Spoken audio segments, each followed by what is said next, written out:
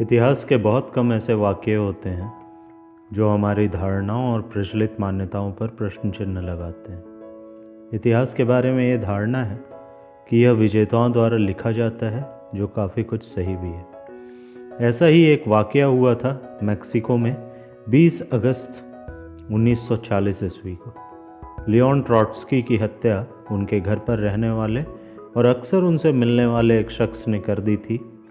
वह शख्स भले ट्रॉट्स्की के साथ रहता था, लेकिन वह यूएसएसआर के नेता स्टालिन से ज़्यादा प्रभावित था और कहीं न कहीं वह स्टालिन के इस राजनीतिक प्रतिद्वंदी से निजात पाने की उसकी चाहत पूरी करनी चाहता था।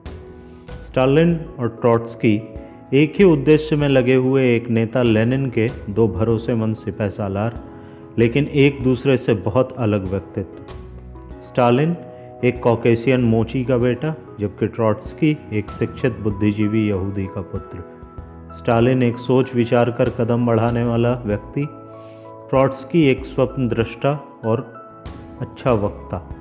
स्टालिन एक धूर्त चालाक नेता, ट्रॉट्स्की एक नैतिकतावादी। इसके अलावा भी बहुत से अंतर थे स्टालिन और ट्रॉट्स्की में, जिसमें उनके बचपन और जीवन के शुरुआती दिनों का प्रभाव साफ दिखता था। स्टालिन का पिता एक शराबी और क्रूर व्यक्ति था, जिसका प्रभाव स्टालिन के व्यक्तित्व पर पड़ा और उसका बचपन अत्यंत गरीबी और संघर्ष में बीता। जिसके उलट ट्रॉट्स्की को शिक्षित, जागरूक, मध्यवर्गीय परिवार में सबका प्यार और छांव मिला, जिसने उनके व्यक्तित्व में निखार लाने में एक महत्वपूर्ण भूमिका निभाई। वह वर्ष था 1907, रूस की क्रांति और दुनिया की पहली साम्यवादी सरकार के गठन से ठीक 10 वर्ष पूर्व, जब एक थोड़े समय के लिए लेकिन पहली बार स्टालिन और ट्रॉट्स्की आमने सामने आए थे, लंदन में समाजवादी लेबर पार्टी के कांग्रेस में। आश्चर्य वाली बात है कि उस समय ट्रॉट्स्की उस कॉन्फ्रेंस के मंच पे थे और स्टालिन सामने श्रोताओं में। तब ट्रॉट्स्की एक विचारक, अच्छे वक्ता और प्रभावशाली व्यक्तित्व के धनी होने के कारण सभी प्रतिनिधियों पर अपना प्रभाव छोड़ने में सफल रहे थे। एक ऐसा प्रभाव जिसने स्टालिन को पूरे जीवन कभी बाहर नहीं आने दिया। हालांकि उसने कभी इस प्रभाव को अपने ऊपर माना भी नहीं।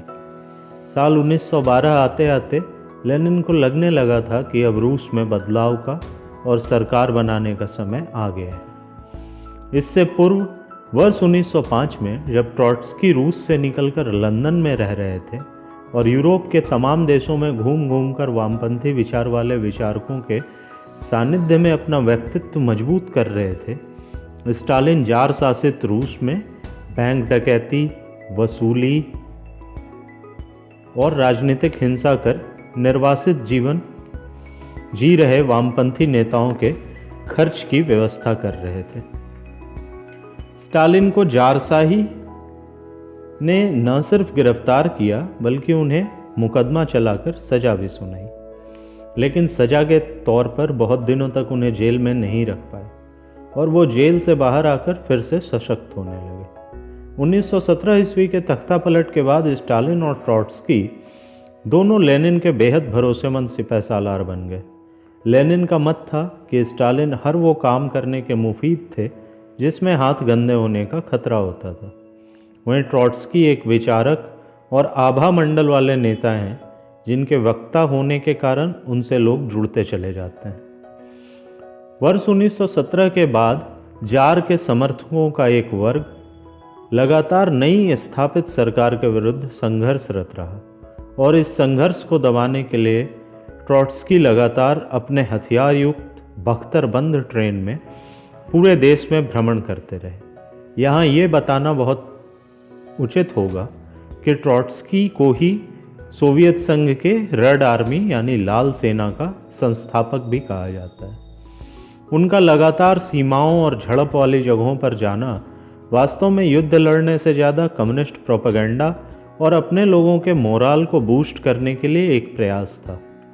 इधर लेनिन ने स्टालिन को पार्टी का महासचिव नियुक्त कर दिया था।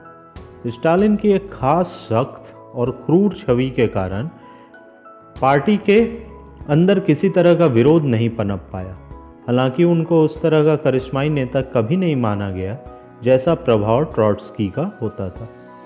वर्ष 1922 तक लेनिन का स्वास्थ्य भी उनका साथ देना छोड़ चुका था। यही वो वक्त था जब ट्रॉट्स्की गृह युद्ध को करने के लिए लगातार पूरे देश का दौरा कर रहे थे। एक दिन लेनिन ने अपने स्टेनोग्राफर से अपनी वसीयत लिखवाने का काम शुरू किया, जिसमें उन्होंने पार्टी के लोगों से यह निवेदन किया कि स्टालिन के क्रूर और सख्त व्यवहार के कारण मुझे लगता है कि उनको महासचिव के पद से हटा दिया जाना चाहिए। इसी वसीयत में आगे ट्रॉट्स्की के बारे में वो कहते हैं कि उनमें नेता वाले सारे गुण हैं और गृह युद्ध को सीमित करने में उनकी भूमिका के कारण लेनिन के बाद यूएसएसआर के नेता ट्रॉट्स्की बन सकते हैं। कुछ दिनों बाद तबीयत ठीक होने और काम पर लौटने के बाद लेनिन की यह वसीयत बाद के समय के लिए रख दी गई। 1924 ईस्वी में लेनिन की मृत्यु के समय भी स्टालिन ही पार्टी के महासचिव थे। वास्तव में क्रेमलिन में लेनिन के दौर में ही स्टालिन का कमरा लेनिन के ठीक बगल में था और वो क्रेमलिन में ही एक अपार्टमेंट में रहा करता था। लेनिन की मृत्यु के समय ट्रॉट्स्की रूस के सुदूर में गृह युद्ध के मोर्चों पर थे और उस समय उनकी तबीयत भी ठीक नहीं थी। मृत्यु का समाचार मिलने पर स्टालिन ने उनके साथ एक छल किया, जिसका प्रभाव आगे के उनके जीवन पर बहुत गहरा पड़ने वाला था। स्टालिन ने उनसे कहा कि उन्हें ट्रेन से आने में काफ़ी समय लग जाएगा, जबकि लेनिन को तत्काल ही दफन कर दिए जाने का निर्णय हुआ है। हालांकि वास्तविकता इसके उलट यह थी कि उनके शव को संभाल कर रखने का निर्णय किया जा चुका था। पार्टी महासचिव के तौर पर स्टालिन ने लेनिन के अंतिम यात्रा को काफ़ी प्रभावपूर्ण और महान बनाने की कोशिश की, जिसने लेनिन की एक आदमकद छवि बना दी। इसका सारा श्रेय पार्टी महासचिव स्टालिन को मिलने के साथ उसका प्रभाव भी बढ़ता चला गया। लेनिन की पत्नी उनके शव को दफन ही करना चाहती थी, लेकिन यह स्टालिन की धूर्तता थी जो लेनिन को महिमा मंडित कर उसका इस्तेमाल आगे के सत्ता संघर्ष और सत्ता वर्चस्व के लिए करना चाहता था। स्टालिन ने लेनिन की पत्नी को लगभग धमकाते हुए कहा था, यदि आप इनके शव को रखना नहीं चाहती तो मुझे लेनिन के लिए दूसरी विधवा ढूंढना होगा। लेनिन की मृत्यु के बाद पार्टी की सालाना कॉन्फ्रेंस में पार्टी के महासचिव के तौर पर स्टालिन ने एक बड़ा दांव चला और एक बहुत बड़ा कॉन्फ्रेंस आयोजित किया। इससे पहले कभी इस प्रकार का कोई आयोजन साम्यवादी इतिहास में नहीं हुआ था। स्टालिन ने इस आयोजन का इस्तेमाल स्वयं को यूएसएसआर का नेता स्थापित करने के साथ साथ ट्रॉट्स्की के हाथों अपनी हुई बेइज्जती का बदला लेने के लिए भी किया। ट्रॉट्स्की से इस बदले की ये कहानी थी यूएसएसआर के गृह युद्ध के समय की, जब लेनिन ने तय किया कि पोलैंड पर आक्रमण कर उसको सोवियत संघ का हिस्सा बना लिया जाए। ट्रॉट्स्की को पूर्व की दिशा से सीधा वार्सा के ऊपर आक्रमण करते हुए उसे कब्जा करना था, जबकि स्टालिन दक्षिण की दिशा से वार्सा की ओर बढ़ने वाले थे। ट्रॉट्स्की प्लान के मुताबिक बढ़े, लेकिन स्टालिन ने बजाय वार्सा की ओर बढ़ने के अन्य दक्षिण के शहरों के ऊपर कब्जा करना शुरू कर दिया, जिसका परिणाम हुआ कि पोलैंड को समय मिल गया और सोवियत संघ को इस युद्ध में भारी क्षति हुई। हालांकि यह युद्ध सोवियत संघ ने जीत लिया, लेकिन इस क्षति पर लेनिन ने रिपोर्ट मांगा और स्टालिन को इसमें दोषी पाया गया।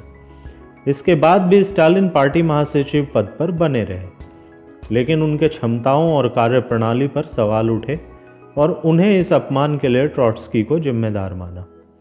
आखिरकार इस कॉन्फ्रेंस में स्टालिन ने लेनिन की वसीयत के आधार पर यह कहकर त्यागपत्र की पेशकश की कि कॉमरेड लेनिन की यह इच्छा थी कि मुझे महासचिव के पद से हटा दिया जाए। कॉन्फ्रेंस के आयोजन और लेनिन के बाद पार्टी महासचिव के रूप में स्टालिन के प्रभाव में कॉन्फ्रेंस में उपस्थित प्रतिनिधियों ने कहा, स्टालिन, आप हमें ऐसे नहीं छोड़ सकते, आप मत जाइए, आप रुकिए।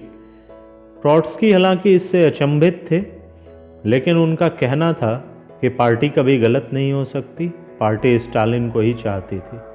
यह शायद वह गलती थी, या आप इसको ट्रॉट्स्की के शिक्षित बुद्धिजीवी व्यवहार की कमी कह सकते हैं कि ट्रॉट्स्की ने पद नहीं लिया जो उनके पतन की शुरुआत थी। स्टालिन के नेता चुने जाते के साथ ही पार्टी में अपने विरोधियों या जो भी विरोध कर सकते थे सबसे अपना पिंड छुड़ाना शुरू कर दिया। बुर्जुआ और वर्ग संघर्ष की आड़ लेकर स्टालिन ने पहले ट्रॉट्स्की को पार्टी से बाहर किया और फिर मॉस्को से दूर निर्वासित कर दिया। हालांकि उसकी इच्छा तो ट्रॉट्स्की की हत्या कर देने की थी, लेकिन अभी शायद राजनीतिक हत्या ही कर पाने की उसकी क्षमता थी। ट्रॉट्स्की ने पहले नॉर्वे में राजनीतिक शरण ली, लेकिन तात्कालिक यूरोप में कोई सरकार ट्रॉट्स्की को शरण देकर स्टालिन और सोवियत संघ से दुश्मनी नहीं लेना चाहती थी। हिटलर के उदय के साथ ही अपने विरोधियों को हिटलर का आदमी बताकर प्रोपेगेंडा फैलाने को स्टालिन ने अपना हथियार बनाया और इस तरह एक बंद सोवियत समाज में उसने ट्रॉट्स्की की छवि को गहरा धक्का पहुंचाया और उनकी छवि सोवियत संघ के दुश्मन के रूप में बना दी। यहाँ आप कम्युनिस्टों का वैचारिक दोगलापन भी देख सकते हैं कि उसी हिटलर से स्टालिन ने 1939 ईस्वी में संधि की थी। ट्रॉट्स्की ने नॉर्वे और फिर मैक्सिको में मिले राजनीतिक शरण में लगातार विपक्ष को खड़ा करने और फोर्थ इंटरनेशनल के द्वारा स्टालिन का प्रतिरोध करने की कोशिश की, लेकिन स्टालिन की छवि और प्रभाव ने बंद समाज वाले सोवियत संघ में उनकी आवाज़ पहुंचने ही नहीं दी। और फिर एक स्टालिन से प्रभावित मैक्सिकन व्यक्ति ने धोखे से बूढ़े थके ट्रॉट्स्की की हत्या कर दी। उसे 15 वर्ष की सजा हुई, लेकिन स्टालिन ने ट्रॉट्स्की की ऐसी छवि समाप्त की कि जब 1960 ईस्वी में यह हत्यारा मॉस्को गया तो उसका भव्य स्वागत किया गया।